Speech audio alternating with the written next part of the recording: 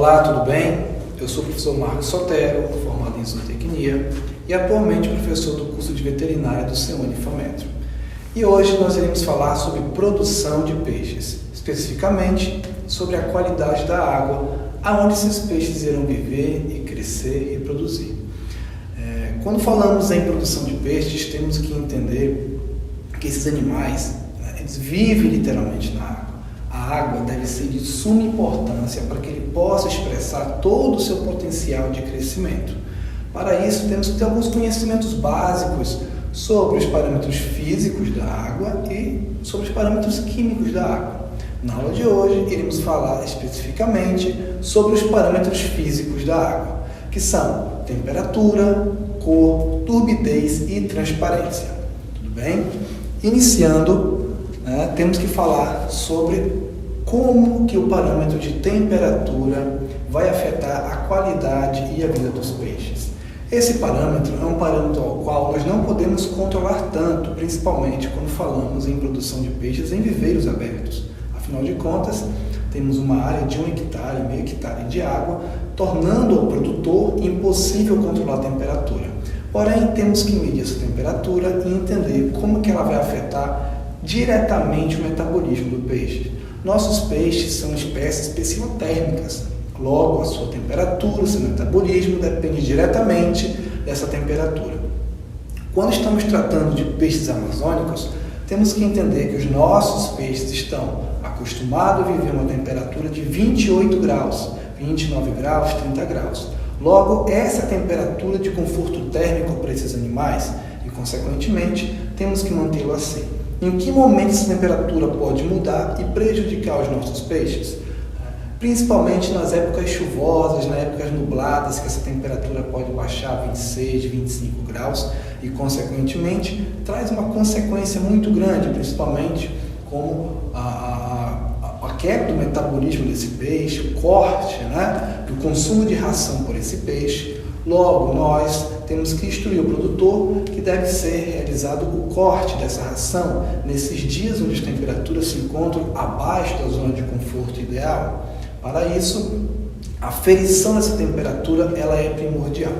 Então, semanalmente ou diariamente, dependendo da temperatura, iremos sempre avaliar a temperatura dessa água e, caso tenhamos uma temperatura muito baixa, não iremos alimentar nossos peixes, porque essa ração não vai ser consumida em sua totalidade pelos peixes e, consequentemente, pode vir a prejudicar a qualidade da água.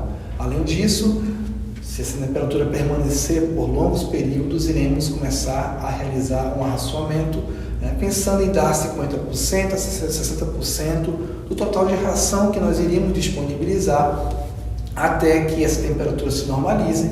Nós iremos voltar a dar a totalidade dessa ração. Alguns sinais do peixe podem nos indicar que ele se encontra fora de uma zona de conforto térmico, como a perda de apetite, a perda de equilíbrio, a mortalidade aguda, principalmente de peixes pequenos de alevinos.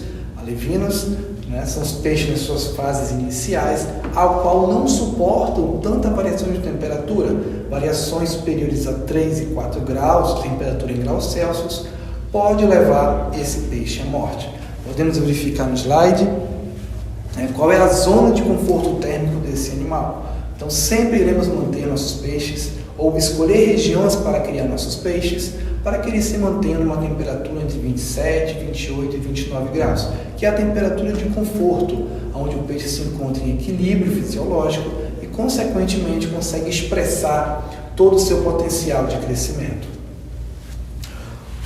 Um próximo parâmetro que nós iremos observar na criação de peixes é os aspectos físicos de cor da água. Sobre os aspectos físicos de cor, as águas de viveiro devem apresentar uma coloração verde esmeralda. Por que entender a cor da água? Primeiramente, a cor ela deve ser avaliada através da visualização do viveiro, olhando para a cor da água. Por quê? Porque a cor verde indica a presença de fitoplânctons na água, que são os grandes responsáveis pela produção de oxigênio, ao qual os peixes vão utilizar para respirar. Eles sim são os principais responsáveis em produzir o oxigênio tanto para os peixes quanto para o mundo. Assim como ocorre a grande produção de oxigênio nos oceanos através das algas, nos viveiros também essa grande produção vai ocorrer pelos nossos fitoplânctons. E para isso, o nosso viveiro deve apresentar uma cor verde esmeralda, indicando que estará havendo uma boa produção de oxigênio e, consequentemente, consegue manter níveis de oxigênio superiores a 4 a 5 miligramas, desde que nós respeitemos a densidade de estocagem desse viveiro, que é a capacidade máxima de viveiros de peixes que nós podemos criar nesse viveiro. Próximo aspecto físico ao qual nós vamos avaliar é a turbidez da água. E o que seria a turbidez da água? A turbidez da água seria a capacidade de resistência da luz em passar por essa água. Logo, se nós temos uma água com uma alta turbidez, logo teremos pouca luz para a produção de oxigênio, para a realização da fotossíntese pelos nossos fitoplânctons. Logo, se nós temos uma água com baixa turbidez, consequentemente, teremos pouca presença de fitoplânctons e, consequentemente, o crescimento de macrófitas, que são plantas indesejadas no fundo do viveiro, que pode vir a competir por recursos na água e, consequentemente, retirar ainda mais esse oxigênio presente nessa água, pois futuramente essas macrófitas irão morrer e irão virar matéria orgânica. Logo, o que pode estar diretamente associado à alta turbidez ou à baixa turbidez pode ser solo em suspensão ou solo dissolvido, assim como a presença ou ausência de fitoplânctons. Consequentemente, uma outra ferramenta que nós iremos utilizar para avaliar essa passagem de luz será a transparência da água. O que seria a transparência da água? Seria a capacidade de penetração de luz na água. Para isso, nós iremos utilizar uma ferramenta muito importante, que é o disco de SEC. Como vocês podem ver na imagem, o disco de SEC é um equipamento muito simples de ser utilizado, ao qual é composto por esse disco e uma fita métrica, aonde nós iremos liberando esse disco na água até onde possamos visualizá-lo. E a partir daquele ponto, iremos conseguir entender qual é a transparência total dessa água. Muita transparência é ruim, afinal de contas, eu tenho pouca presença de algum material. E qual o material que nós queremos que tenhamos na água?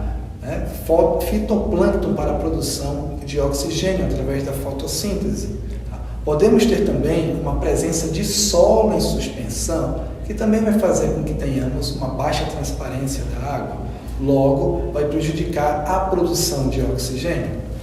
Então, podemos observar nesse quadro em que a transparência ideal que nós queremos ter no nosso viveiro varia entre 30 a 45 centímetros de transparência para que possamos ter a máxima produção de oxigênio. Por outro lado, se temos um viveiro com uma baixa transparência, ou seja, com uma transparência inferior a 20 centímetros, nós vamos ter baixa produção de oxigênio. E qual é a causa dessa baixa transparência? Ou pode ser excesso de solo, ou pode ser excesso de fitoplânctons. Consequentemente, isso vai fazer com que o viveiro tenha baixa produção de oxigênio. Assim também, se tivermos uma alta transparência, com uma transparência superior a 45, 50, 60 centímetros, teremos pouca presença de fitoplânctons nessa água e, consequentemente, também teremos baixa produção de oxigênio. Por quê? Porque não há fitoplâncton. Então, vejam bem, menor do que 20 centímetros, não entra luz nesse viveiro, e superior a 60 centímetros, temos pouco fitoplâncton para a produção de oxigênio nesse viveiro. Então, o ideal é que tenhamos uma transparência entre 30 e 45 centímetros. Por hoje, é só.